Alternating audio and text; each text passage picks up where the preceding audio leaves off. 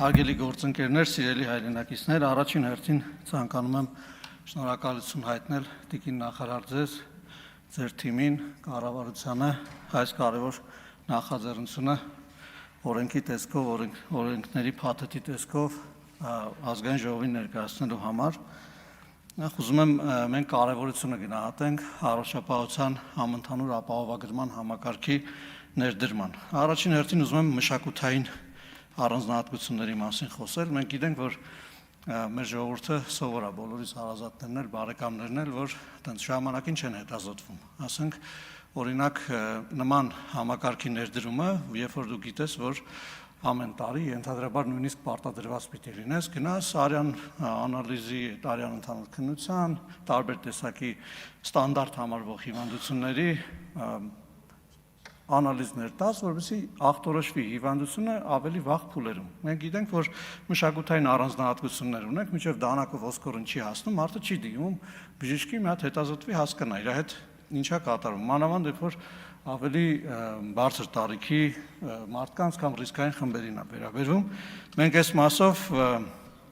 նաև կարող ենք արձանագրել, որ համակարգը ինքնին բերելու է մշակութային փոփոխության, այսինքն մարդիկ ավելի են միտված լինելու գնալ եւ ժամանակին կանխարգելիչ միջոցառումներ ունենալու։ Երկրորդ կարևոր հարցը դա հոգատարության մասին է։ Մենք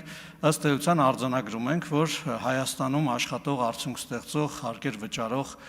մեր քաղաքացիները, բիզնեսները ըստ էության սկսում են նաև պատասխանատվությամբ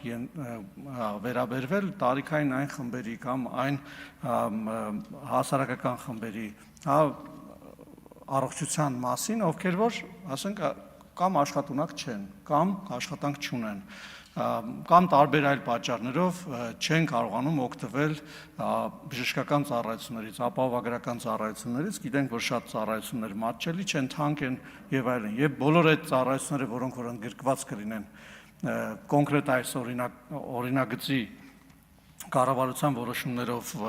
հաստատվող խմբի մեջ, դրանց համար գոնե մենք կունենանք հոգատարության մի համակարգ, որտեղ որ կարողանում ենք բաշխել այդ ստեղծված արդյունքը գումարի տեսքով եւ տրամադրվել այն խավերին, որոնք որ հնարավորություն չունեն դրանցից օգտվելու առօրյա կյանքում։ Սա նաև նոր ներդրումների հնարավորություններ կստեղծի առողջապահության ոլորտում, որովհետև հաշվի առնելով, որ 100,000-ավոր նոր շահառուների է վերաբերվում, այստեղ պետք է հաշվի առնել, որ մեր առողջապահական համակարգում նույնպես հնարավորություն կլինի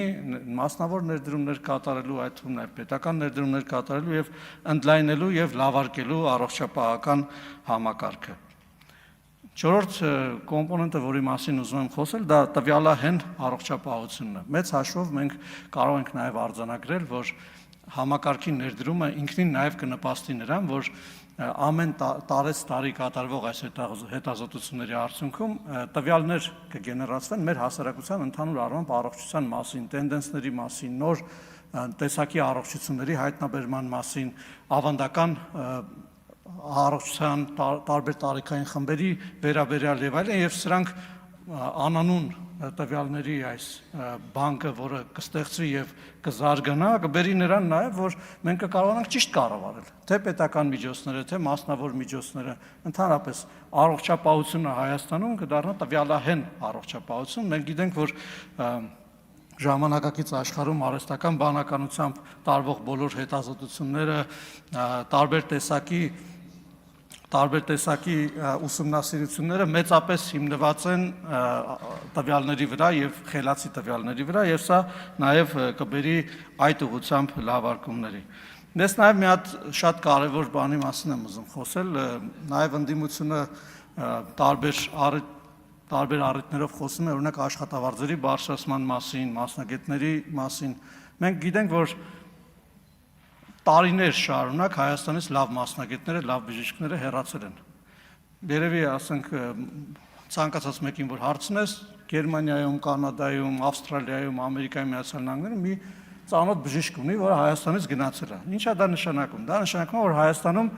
բժշկությամբ զբաղվելը չի եղել գայթակղիչ բժիշկների, մասնագետների, մանավանդ լավ մասնագետների համար։ Դա եղել է կոռուպցիայի արդյունք, դա եղել է խնամի ծանոթ բարեկամներին աշխատանքի տեղավորելու են մնացածից ազատվելու արդյունք, դա եղել է նրա արդյունք, որ բավարար չափով կապիտալ եւ հարստություն չի եղել առողջապահության ոլորտում եւ այլն եւ այդպես շարունակ։ Ես կարծում եմ, որ նման համակարգի ներդրումը ինստիտուցիոնալ առումով շատ ավելի բարձր մակարդակի լրջություն է հաղորդում ընդհանրապես առողջապահության ոլորտին։ Եվ Հայաստանը որպես լավ բժիշկների, լավ մասնագետների աշխատելու վայր էլ ավելի գայթակղիչ պայմաններ կարող է առաջադրել, եւ ես կարծում եմ, որ սա շատ կարևոր հանգամանք է, որի մասին մենք նույնպես չպիտի մոռանանք։ Եվ ամենավերջում ուզում եմ անդրադառնալ աղբ այրելու կամ տերևներ այրելու խնդրին, որին պարոն Եղոյանն էլ արձագանքեց, պետք է մեր քաղաքացիներին խնդրեմ եւ հորդորեմ, որպեսզի ընդհանրապես որևէ բան չայրեն եւ այրելու միջոցով աղբից ազատվելու այդ վատ սովորույթը վերջապես արմատախիլ անեն, նախ որովհետեւ դա հարգանքի նշան է, այսինքն առաջին հերթին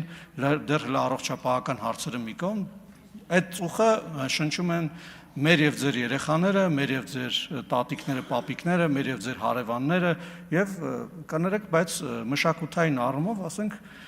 քաղաքակիրթ չի մարդկանց պարտադրել անել մի բան, ոնց որ մեկի կողքը նստես ծխես, ով որ սիգարի ծուխը չի սիրում։ Խնդրում եմ, որ ուշադրություն դարձնեք, հոգատարությամբ վերաբերվեք եւ իմանաք, որ այդ ծուխը քաղցկեղածին է։ Երբ որ ձեր երեխաները գյուղերում, քաղաքներում այդ հոտը շնչում են եւ օդը կեղտոտ շնչում են, վաղը մյուսօրը կարող է իրանց մոտ քաղցկեղը առաջանա, ասենք մի տարի հետո չէ, 10 տարի հետո կամ 20 տարի հետո։ Խնդրում եմ, որ դա չանեք եւ իմանաք, որ դա տուգանվում է։ Հետո վաղը չբողոքեք, որ ձեզ եկան եւ տուգանեցին։ Շնորհակալություն։